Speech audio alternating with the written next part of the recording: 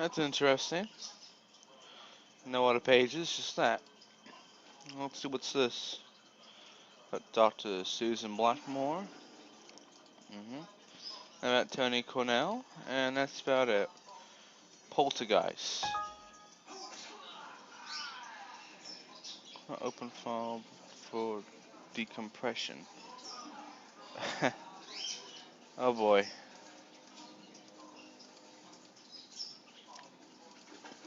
So as you can see, this is not the most great CD. There are some problems now occurring. Let's put on something here. Here we go. There's a briefcase. Alright. Look, there's some stuff here. Like a tape.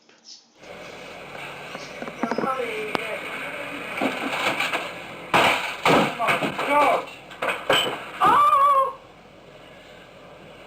What's happened? What did he do? He froze. I'd only just got in bed, put my head down, turned the light out, and that lands over there. And the light or something moved here. Right, that's the front of the doll's house. It's thrown right across the room, over the top of the bed to the door. Yeah. The doll's house is in the corner, away from the bed. And the light has jumped backwards from the end of the bed and is now under the bed. That's strange, isn't it? What's coming at me? Mum's laugh. Oh! What's that? The slipper was thrown across the room and hit the door not my one. as I was holding the door. My one. The white slipper hit the door as I was holding the door. He hit me on the leg. Was that 53 years ago? Yes, 53. I counted 53. I think that was right. I'll ask you again, was it 53 years ago? It was. Thank you. Alright, we've now established that she moved away 53 years ago. And I'll ask you the question again. Did you die this year? You did die this year. Right. Now, why are you in this house? You shouldn't really be here. You understand that, do you? You understand that you really shouldn't be in this house? You do understand you shouldn't be in this house? You do. That was, again, 2 knocks.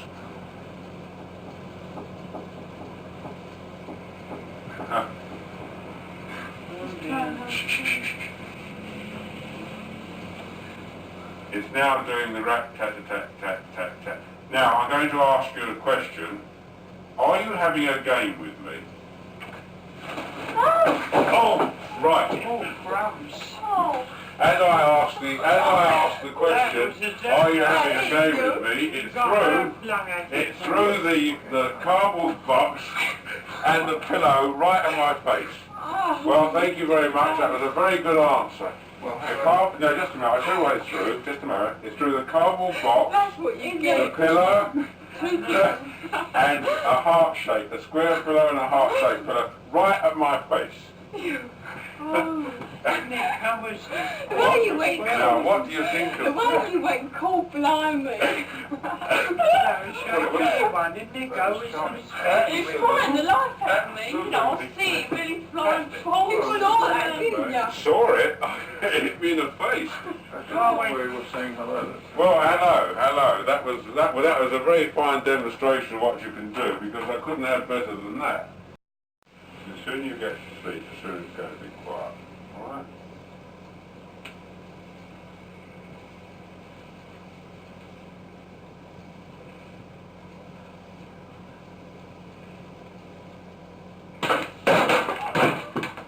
What's that? It's pulled the pictures off the wall. That's right, off the other side of the room. That is right over the other side of the room, and it is exactly where I was standing when it pulled the picture off the wall. Oh, Janet, your gymnastics. Your gymnastic award was pulled off the wall and dropped down. Oh, that did. And that happened behind me as I was standing against it, and that was about 8 foot from where they're lying in bed. I'm standing here, and it ripped, pulled this off the wall, but as I'm standing here.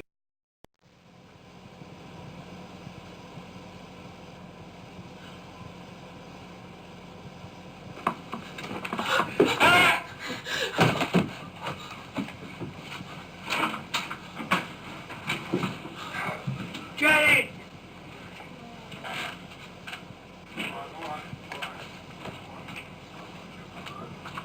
Where is she? I've tried to get out of the room and I couldn't.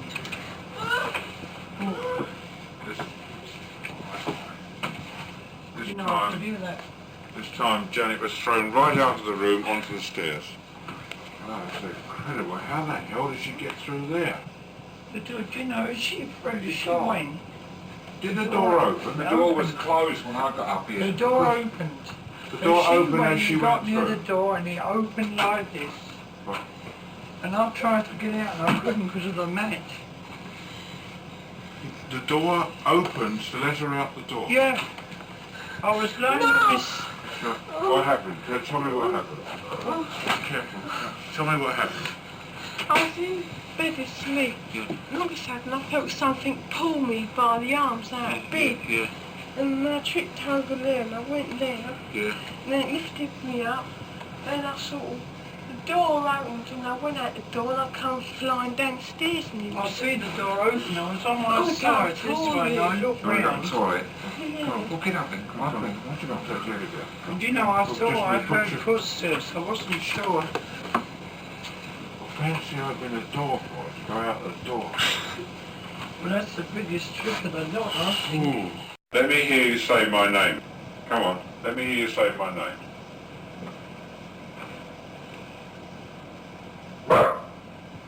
That's not my name.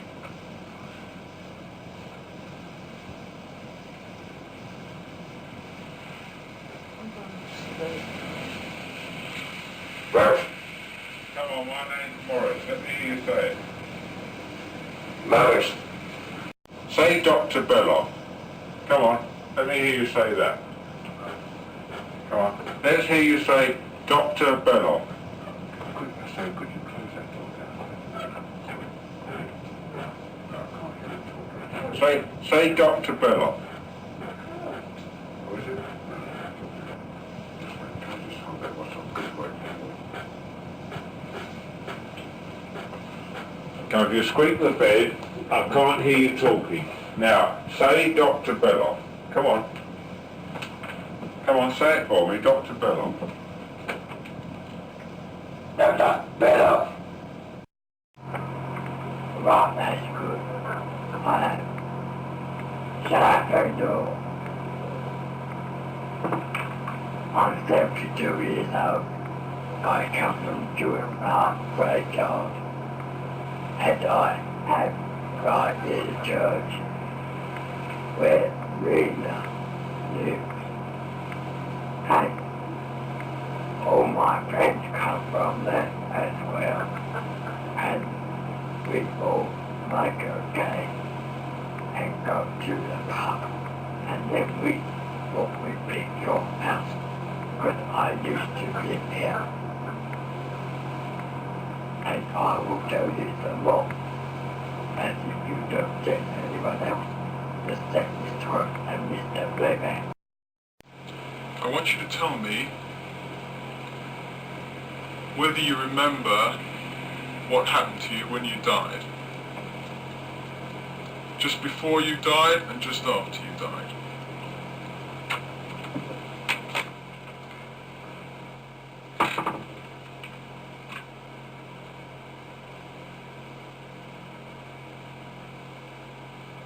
Days before I died, my day, I went blind.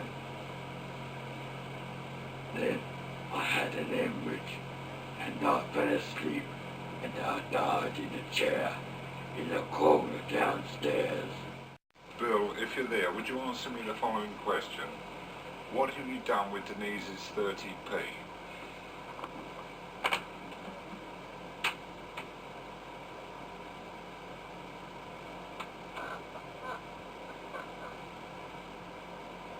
Headed down to the radio, downstairs. Sorry, Bill, can you say that again, please?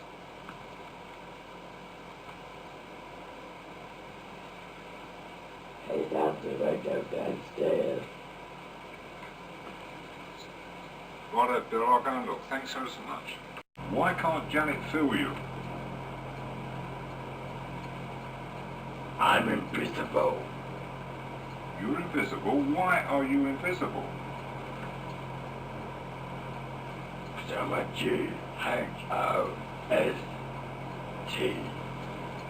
Did any friends go with you? Yes, all of them. All the dogs, 68 dogs. So what have you got 68 dogs for?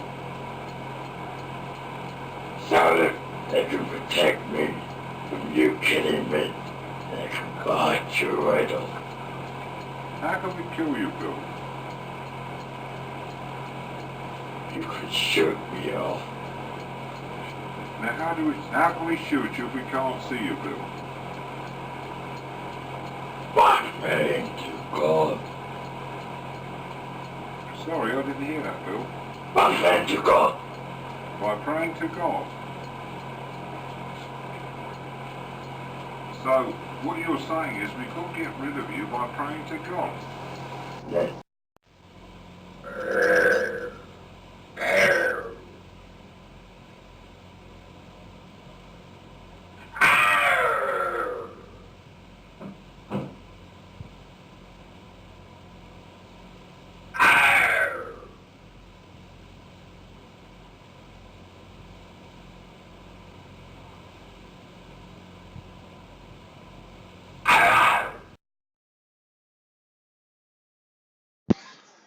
Back.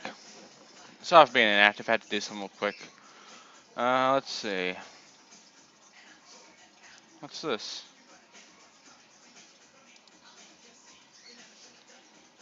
Okay. Interesting. Numbers of interest. Alright. Witness reports. These are all, like, reports of various things.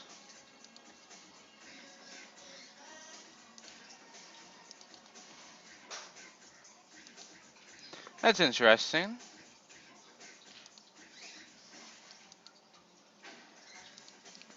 Yep. I mean, if you want to read this yourself, you know,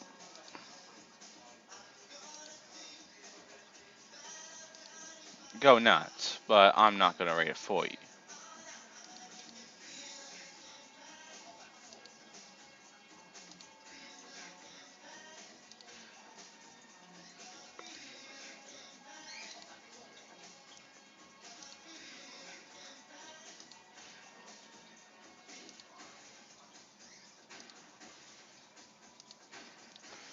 The statement by a Hodgson.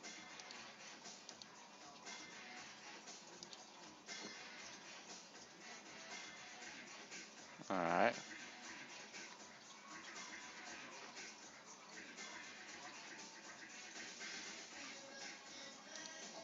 Interesting. And that's it. Okay. Letters. There's some letters here.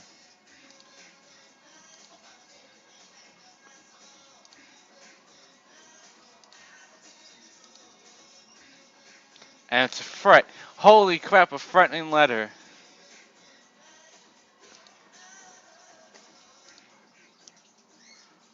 Is this by Maurice during the case? These are all the notes he took. Or she took. I don't know. by Richard Gross.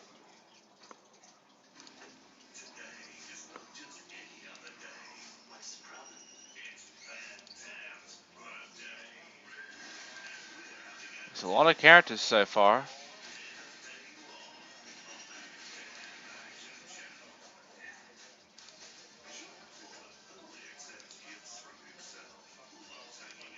Wow.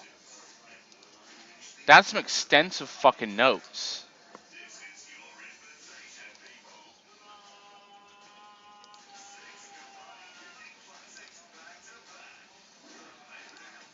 Mind reading. I just saw that. Jeanette as a medium.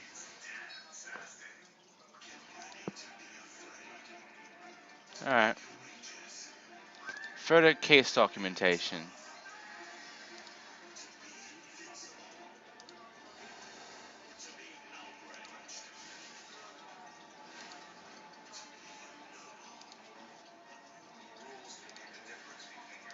And some thoughts on the case.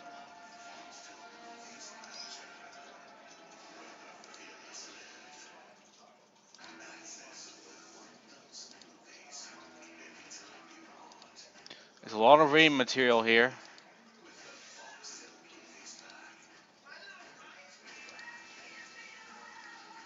Cheryl, this rating will give you about an hour. It'll be on the test.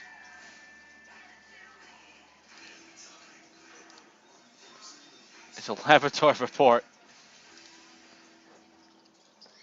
Gotta get the lab on this shit. And the only session in erstwhile.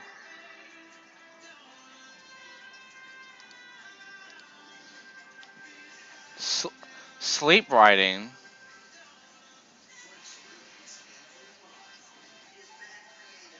Is that even possible?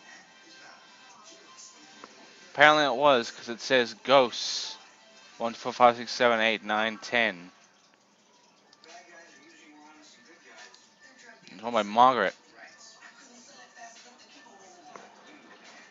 I don't know what's going on here. Do you know? I don't fucking know. There's nothing. Okay, doctor's report. Medication was prescribed. Wow. Oh, there's more? Oh. Okay. Okay, that would be the... Yeah, that would be that. Then we got this by Maurice Gross. He's new. The secretary of our society, Ellen O'Keefe, rang me up and said, Maurice, there's something going on in Enfield. Sounds like a case, poltergeist case. Do you want to investigate it? I said, fine, yes, I'll investigate it. Thinking at that time that I would only be involved for about 3 weeks. Little did I know. So off I trotted to Enfield and met these people involved in the case. Now, what had happened was this, that the mother had complained that various things as PK, that psychokinetic phenomena, had been going on in the house. One evening, for instance, the children started creating upstairs in the bedroom, and she went upstairs, and the children said to her, well, that chest of drawers over there is moving. And she said, don't be so ridiculous, go to sleep. And she was just about to go out of the room when she saw the wardrobe move. There were many witnesses to the case besides the family, because this is another question I'm often asked. There were outside witnesses in the street who were not involved in the case at all. There was the policeman who came, the 2 policemen who came and saw something happen, and saw a chair slide across the floor. There was a fire brigade, there was a priest, there was the family down the road, the Birkins, the uncle and the aunt and their children, the Nottinghams, the next door neighbours, a neighbour down the road who started complaining that things were happening in her house, the next door neighbours who complained. In fact, I could go on literally forever, the number of people who were involved as either direct witnesses or indirect witnesses. Because one doesn't always have to see everything direct. One sometimes picks up the whole feeling by going into the house, and we had visitors galore, like you can imagine. And people pick up the feeling of what's going on. That's another thing people don't understand about poltergeist cases. It's not just what's happening physically, it's what's happening psychologically as well. It's very important to the case, very important, because psychological factors affect what is going on. I suppose that one of the most extraordinary things about the whole case was the voice. Now, this voice was quite something. And how it started was this. On December the 10th, 1977 we're talking about, I was sitting in the room, in the front room there, downstairs, with the mother and the children, and we were just talking, and suddenly there was whistling and going on. And I thought, that's funny, it's very sophisticated whistling. The children can't whistle like that. It sounds like the whistling that Mr. Nottingham does. He whistles quite a bit next door, but he's not there, he's at work. I thought, crazy. Suddenly a dog barked in the room. Fine, a dog barked in the room, but there was no dog there. I thought, well, you know, this is even crazier still. And I began to think, you know, okay, it can whistle, it can bark, and things began to turn around in my head. And it went on quite a bit. Then, lunchtime, about lunchtime, Guy Playfair came along, and I said to Guy, this morning I heard a dog barking and whistling in the room, and there was no dog there. And I said, it was a dog barking. No, he took everything in his stride, he always did. And we decided then that if it could bark and it could whistle, it may be able to talk. And I said to Guy, well, I'll tell you what, if it happens this evening, I'm going to take the children into the bedroom by themselves and see whether it can talk. Now, this was the day that 9 other investigators, most of them scientists, were in the house. So we had quite a lot of people who heard the first noise that was made. About 6 o'clock in the evening, when everybody was there, got the barking and whistling again. Round about 9 o'clock, if I remember rightly, I said to Mrs. Hodson, can I take the children upstairs? I want to do an experiment. She said, okay. I mean, she's used to it by now, she's used to everything. So I took the children upstairs and they got into bed. And in the next bedroom, in the small box room, Guy Playfair was there with his headphones on, and we put a microphone in the room I was in with the children, so he could hear all what was going on.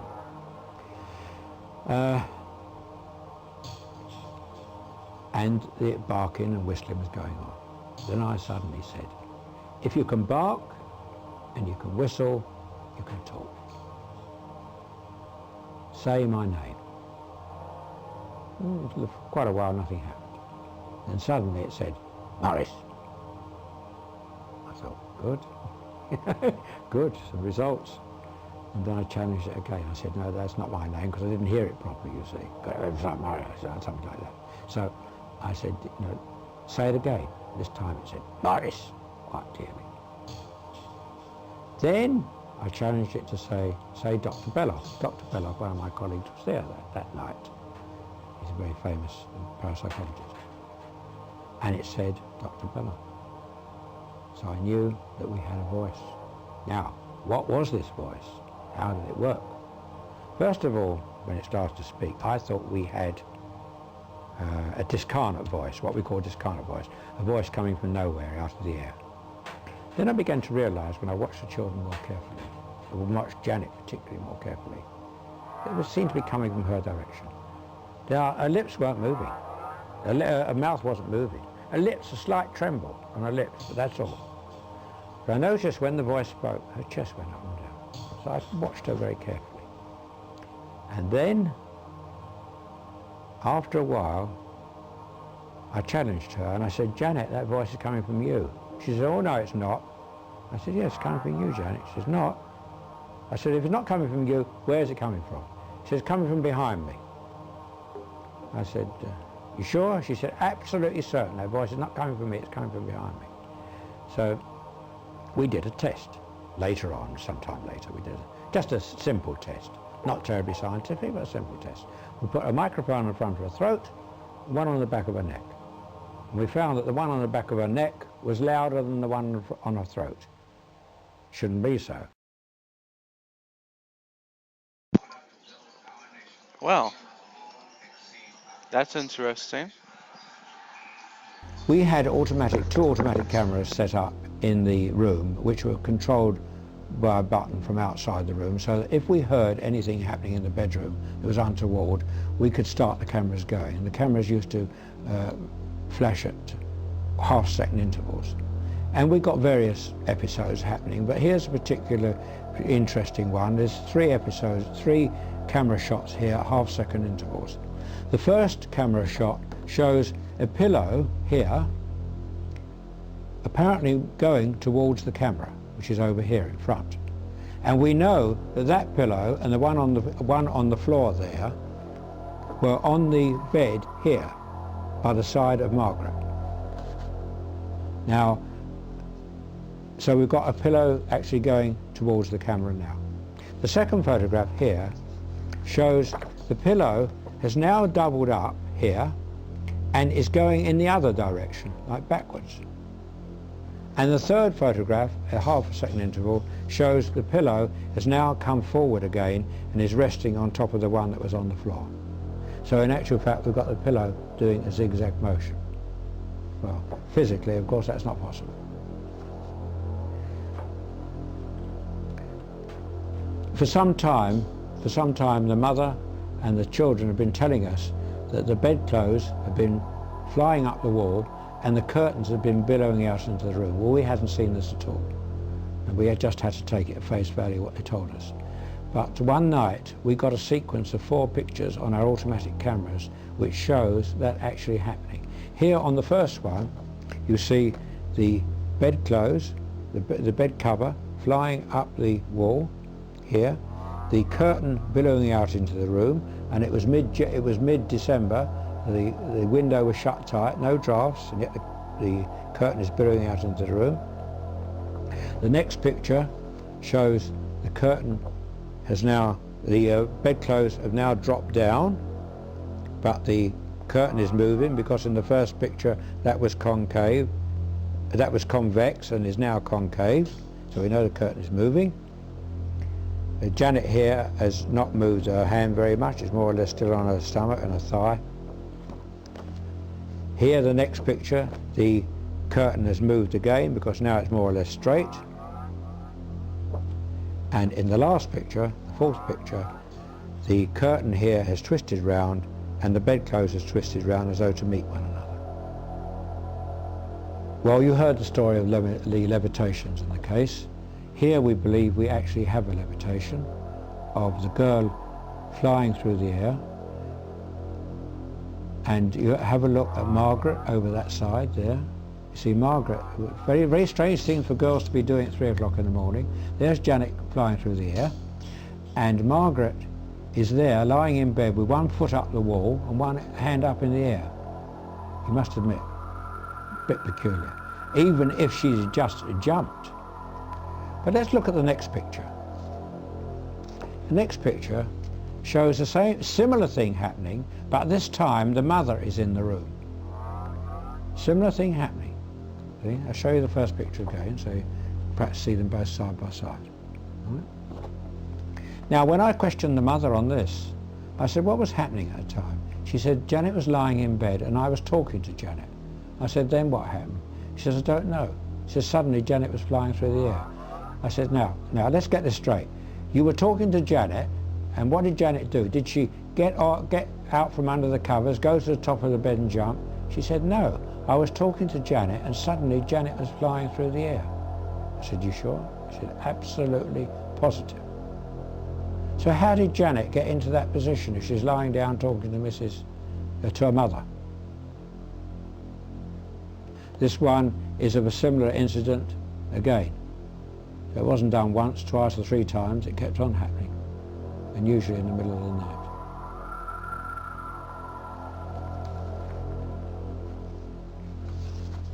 night. Janet, from time to time, had very, very bad trance, very violent trance situations, so bad at one time that we thought that she might even kill herself. She used to rush over and smash her head on the wall. It was a dreadful thing to see. She used to swear and curse, and she was so strong, in fact, that at one time she picked up a social worker who was lying on the bed trying to restrain her and threw her straight off the bed. And this social worker this woman is an ex-policewoman, and she wasn't a very small woman, I can assure you. Incredible. Anyway, one night, when she was in a very, very bad state, we called a doctor who came, and he gave her a 10 milligram injection of Valium to quieten her down. Well, 10 milligram would knock an adult out, let alone a child. She went out like a light. And then we all went downstairs, and the rest of the children, the other children had gone to sleep, we went downstairs. 40 minutes later, there was an enormous explosion. I thought the top of the house had come on. We rushed up the stairs into the bedroom. No Janet. She disappeared in the bed. Well, we looked at the bed, what's happening?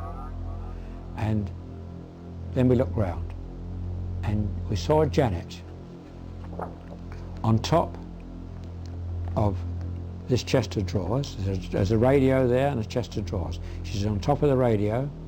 She'd been thrown apparently 14 feet across the room, and she was either in deep sleep or unconscious, because I examined her eyes and everything. She was either in very deep sleep or unconscious. That happened 3 times that night. Here is Janet in this violent trance state where I'm restraining her. All pretty violent stuff. And here's another one, similar. Here's just a small one taken with my camera. I have plenty of these. This one's got iron thread, which was found on the back of the bathroom door. Whether Fred did it, or whether the children did it, it's anybody's guess. But anyway, that was found on the back of the door.